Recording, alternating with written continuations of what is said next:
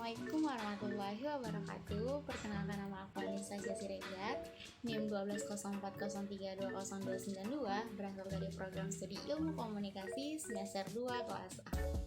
Di video ini aku mau sharing sedikit lewat pidato singkat aku yang isinya lebih ke pengalaman pribadi aku ya.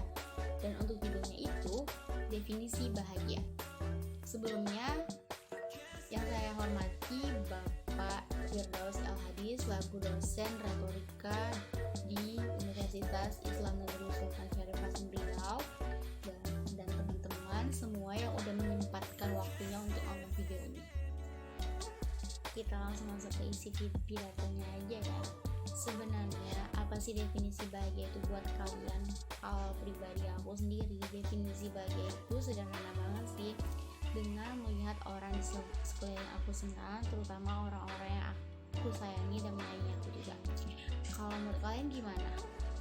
Bahagia itu bisa datang dari mana aja, dan untuk mewujudkannya bisa dengan 3 cara simpel ini. 3 cara simpel ini menurut aku ya.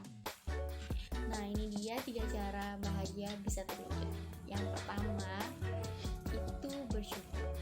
Makin banyak kita bersyukur, makin banyak juga bahagia yang datang ke diri kita. Bersyukur dalam artiannya tuh kayak, wah alhamdulillah ya bisa dapat ini gitu. Jadi emang hal yang simple tapi selalu kayak alhamdulillah gitu. Yang kedua, banyak-banyak mengasihi. Maksudnya di sini kita juga harus mengasihi orang lain. Jangan kita aja yang mau dikasihin sama orang. Contoh simpelnya deh, kayak misalnya ada orang yang minta tolong ke kita, terus ya udah kita harus benar-benar bisa memaksimalkan untuk menolong dia, harus diusahain supaya gimana sih bisa nolong orang gitu. Kadang nih ya ada temen yang emang susah, pura-pura nggak tahu dan sebenarnya nggak mau tahu juga, giliran dia yang susah dia maksa teman supaya bisa nolong.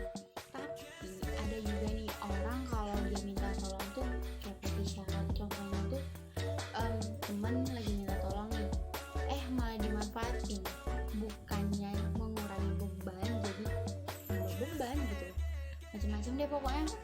Dan yang ketiga itu berusaha.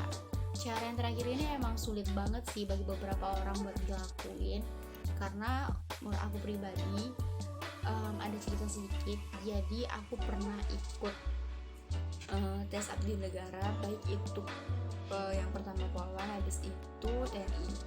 Jadi aku tuh pengen banget ngebahagiain diri aku sendiri lewat kebahagiaan orang tua aku kan.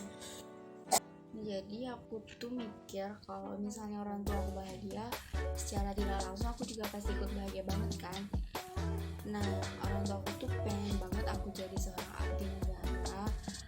Terus ya udah aku ikut tes pertama itu di 2020, tapi belum bisa lolos karena emang berat badan aku gak ideal dan tinggi badan aku juga kurang.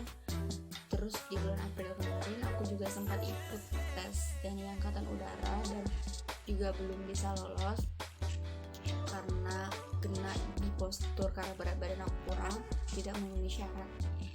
Nah, belum bisa lolos karena itu aku mikirnya kayak, wah gara-gara ini aku belum bisa bagian orang tua gitu. Nah, dari situ aku pikir tuh emang ada beberapa fase bahagia yang sulit untuk kita wujudkan.